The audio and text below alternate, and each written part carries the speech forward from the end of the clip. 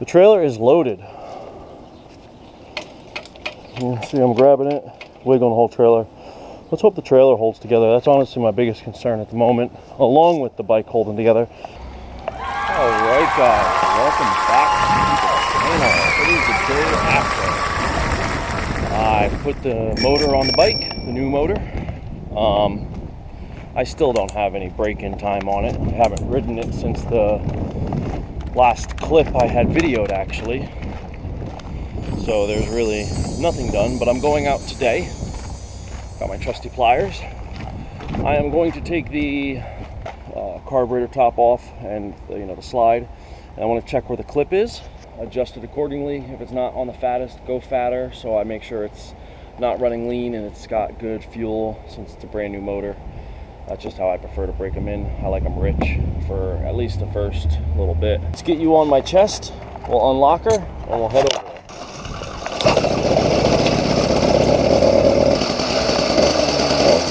Before I change the carburetor, I just want to get it a little warmed up. So when I do change it, I have a slightly more accurate representation of how it's acting through the change. On a lean second from the top, so we're going to go fat. Don't think it's going to help it run any better. I think it's going to make it run a little worse, to be honest. If it's so bad that it doesn't run, then I'll switch it back again. But I think we should be okay just to put around while we're doing break-in. I just safer for the motor to have it running fat. I found these on the road, these tiny channel locks, and I'm not gonna lie, I really like them. They're actually one of the pliers I use the most out of all of my pliers. Let's see how the carb is. Quick little startup. Oh yeah, 4-stroke like crazy. Not want to go fast. All right.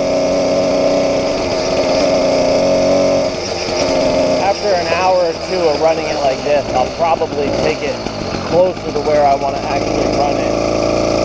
Maybe back to where it was, or maybe even just go all the way lean.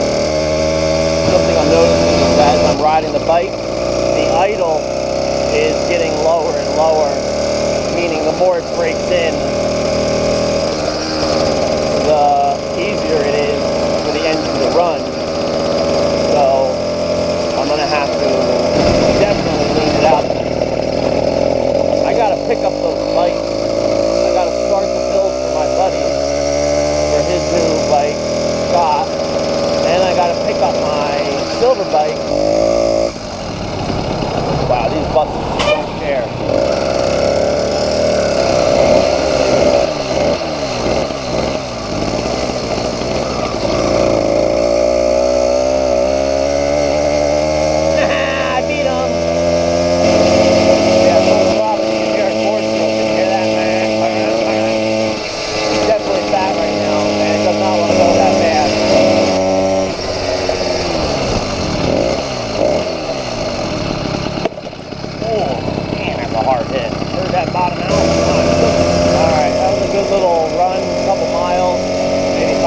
Something like that, probably. Let me head back and go get that tire. It's supposed to rain today, and I'd like to get that all done before it rains.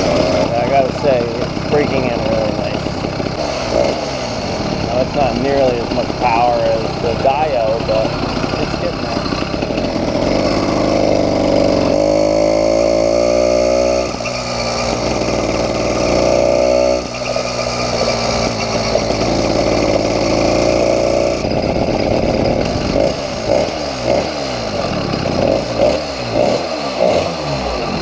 This, for the past, I don't know, I'll say 2 weeks, I feel every now and then, I feel like the bike wiggles.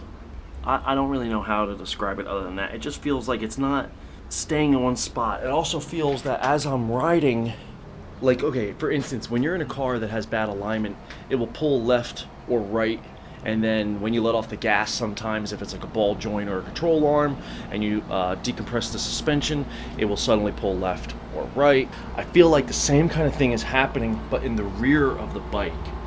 Now, it doesn't happen when I hit the brakes, but sometimes it feels like when I'm under acceleration, all of a sudden I'm like, why am I drifting? The wind's not blowing. I feel like I'm drifting to the left, or I feel like I'm drifting to the right, depending on how I'm leaning and stuff. Like, there's variables, but for the most part, it feels like it's drifting.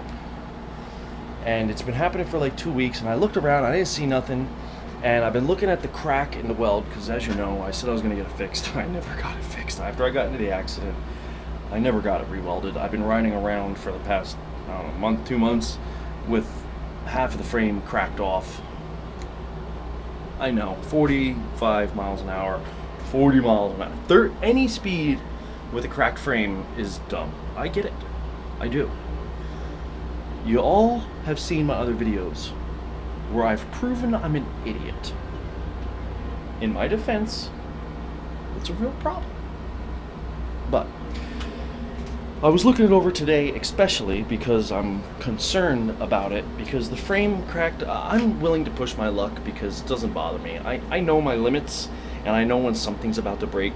90% of the time, I'm pretty good at preventing it, because I've pushed my limits so many times and so far that I'm really good at knowing when it's going to happen, and I can go right up to that moment and stop. So I've been the past 2 weeks really noticing a little something silly, and today when I got back, I was like, let me just take an extra look around again, and that's what I did. So I showed you all here. It wasn't broken this bad before, but here, look, you can, just me leaning on the seat now. See the crack moving? I'm sure you can. Here, actually, it's like this because I was just leaning over there. So every time I sit on the bike, it's doing that. That wasn't bothering me because it's cracked here, and I thought it was cracked here. So I know this sounds dumb, but it's welded the same on both sides. The weld on this side is broken here. So for the back end to detach, it has to break here, or this weld has to come off and crack here. Well, as you can see, it is cracking all the way here. Keep your eyes right there on the weld. See if I can keep you from moving.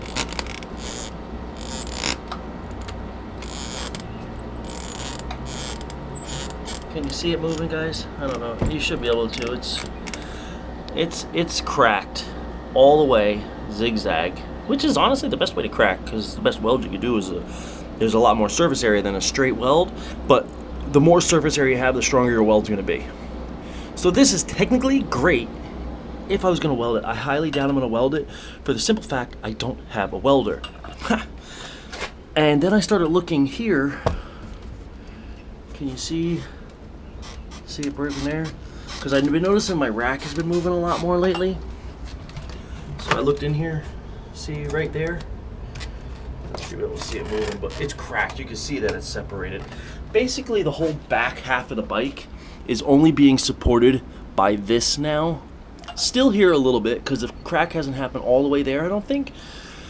But the way I'm looking at this is I have about, I don't know, 1-2 more rides in it before it's a real problem. And by real problem, I mean broken in half and I'm laying bloody on the side of the road. Or even worse, under a truck that just recently run me over because it broke in front of a truck in traffic.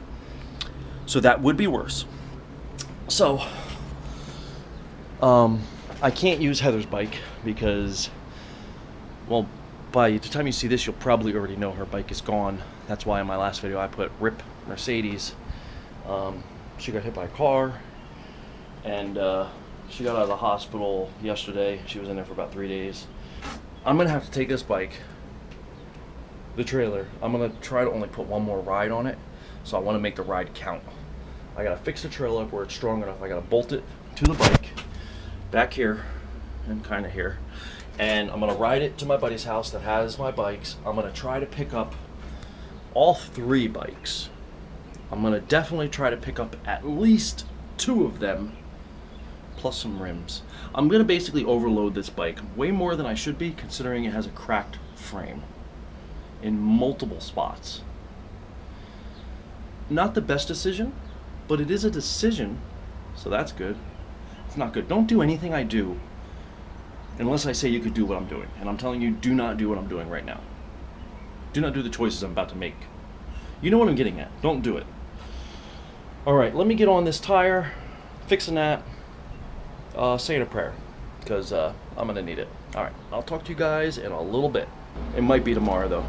Okay, so welcome back, guys. It's the next day after me doing a little bit of nonsense I did fixing the front tire, which is still not flat. I left the carburetor as it is.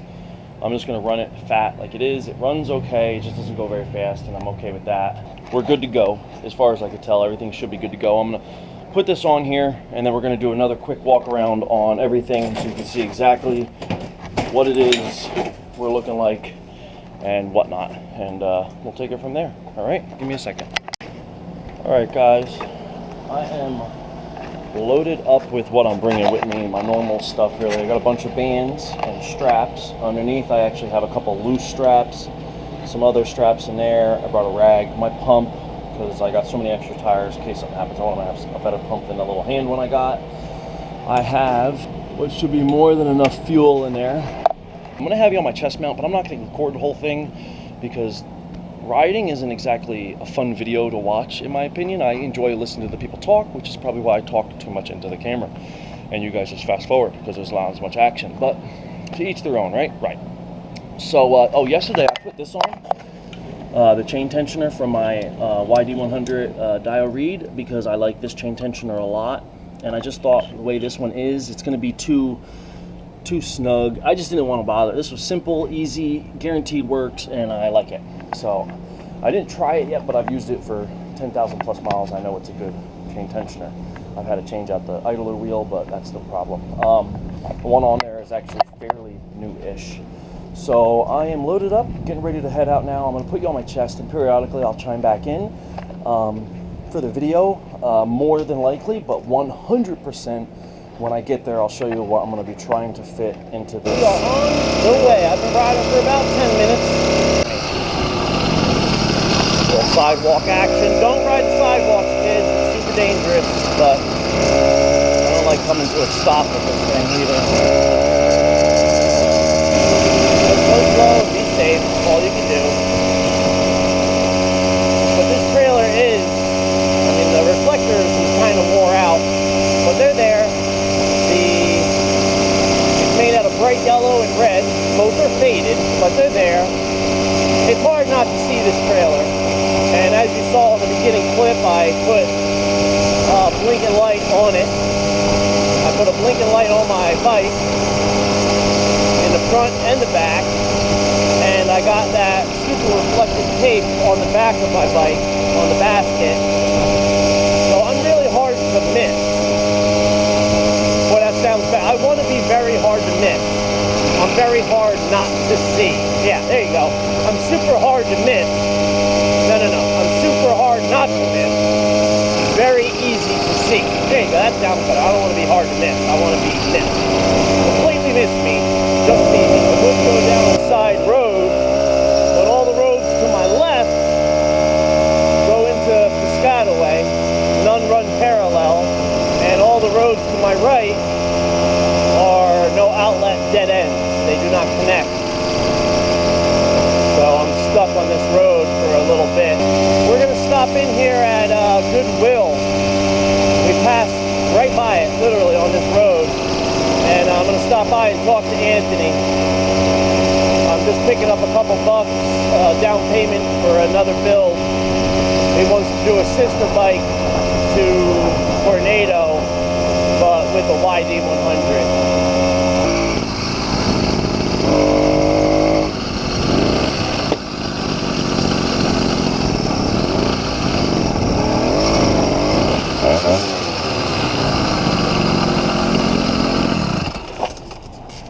How are you, buddy? Good, how you doing? Say hi to YouTube. Hi, YouTube. Anthony says hello, everybody.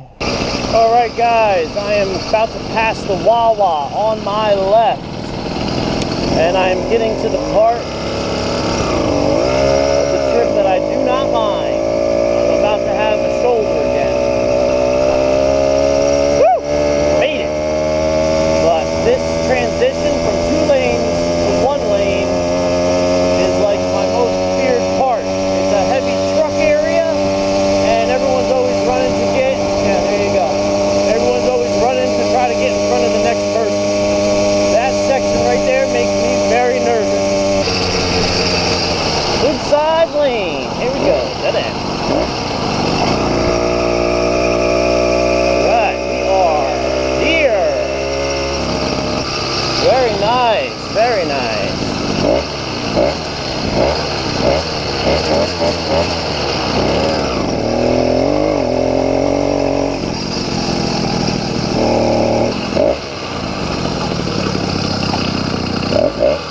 Everything's still here, it looks like. I had no doubts. Anthony is good people. Biggest problem with this particular bike, this will probably be the last one I try to load on, because even if I take the wheels off, you still got those fenders to deal with. And honestly, that is the biggest problem. I mean, I could take them off, but I don't want to have to take them off. There is my Predator engine. Not sure what size it is. I never actually looked it up, but that will be my 4-stroke build when I finally am able to get around to doing it. I did want to put the YD100 Dio Reed on here. That's really what my goal is, but I may not. The rest of the stuff that we're going to be bringing is going to be, but I'll bring my mag wheels and the 29-inch, and the rest will basically stay. Okay, so this is where we're at so far. I got the silver, and I got my black one on. Both of them have the moon shape handlebars. My silver one's much more pronounced, the bars from Tara Reid. Now this is only one strap holding everything on. I have an actual ratchet strap and a whole bunch more straps I'm going to use, but I needed something to keep them from falling against each other so I could fit the other bike inside, hopefully. We're doing really good. I got 2 in. I'm very confident I will get this one, plus everything else I want to bring, basically all the parts for the bikes and the other parts that are sitting over there. The trailer is loaded. You see I'm grabbing it, wiggling the whole trailer. Let's hope the trailer holds together. That's honestly my biggest concern at the moment, along with the bike holding together. But everything is off the ground. Hopefully I should be good. This is going to be one heck of a pull start, I'll tell you that. To get her rolling and moving, it is definitely not going to be easy. But I am up for the challenge, I think. I don't know, we'll find out. All right, guys, let's get it. Take it nice and slow. As soon as I get to a Wawa or a Quick Check, I'm definitely stopping to get another drink because I am thirsty. I got most of the weight. Well, I got all the weight on the trailer outside of my backpack. Let's go up this hill here. But I got most of it over the pivot point on the trailer so that the weight is not on the tongue of the trailer putting it on the bike. It's basically kind of floating on the axle. So the trailer carries most of the weight. I just got to pull it. You know? And that's the important part, really, when it comes to pulling a oversized load blade. I can't believe we just made it up that hill at a good speed without having to pedal. That was impressive. Good job, YD. Good job. There's a lot of weight going up a hill. That's very hard to do, and the 80s just don't got the torque, man. That should be fine.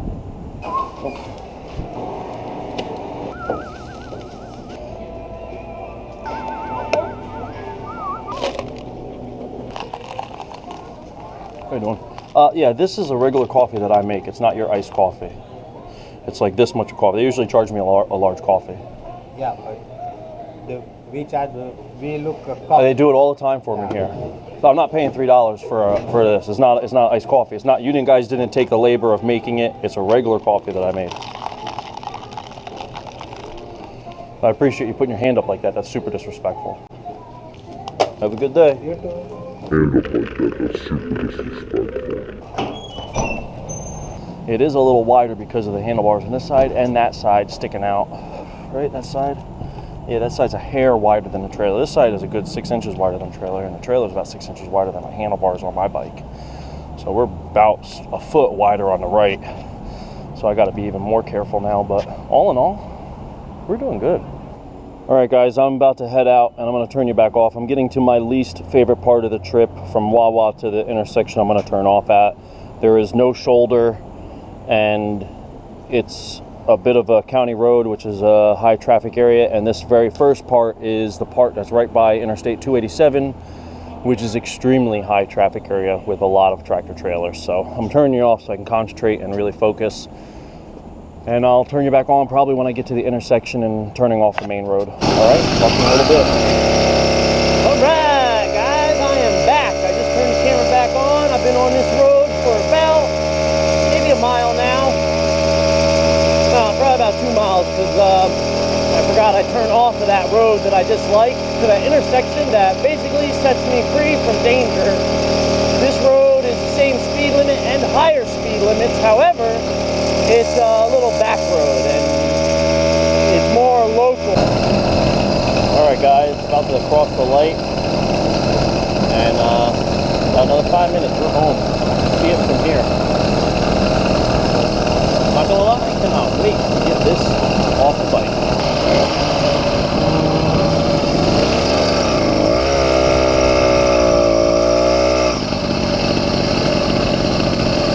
I want you to do it with my camera.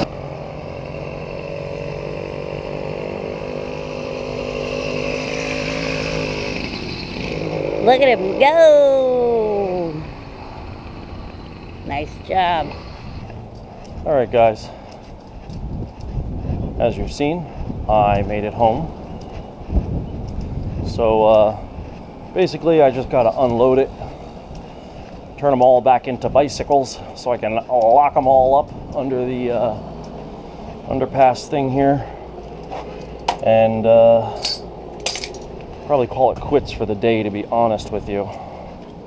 At least everything is basically still the way I tied it. When you bounce around like I was, or the trailer was, I was hitting a lot of bumps that I really didn't want to hit, but kind of didn't have a choice because how wide it was, and I didn't want to go into oncoming traffic. I would have definitely rather not hit some of the bumps that I hit, but you know, when you don't really got a choice sometimes. Peace. Presley Fleck, he had a reed valve on his 80cc, and I got a lot of other stuff done to it, bolt-on parts basically, but he has not had a windowed piston, and I peer pressured him into it to do it himself, and came out quite successful. Big props to him, and congratulations. Drop in the comments and tell him congratulations.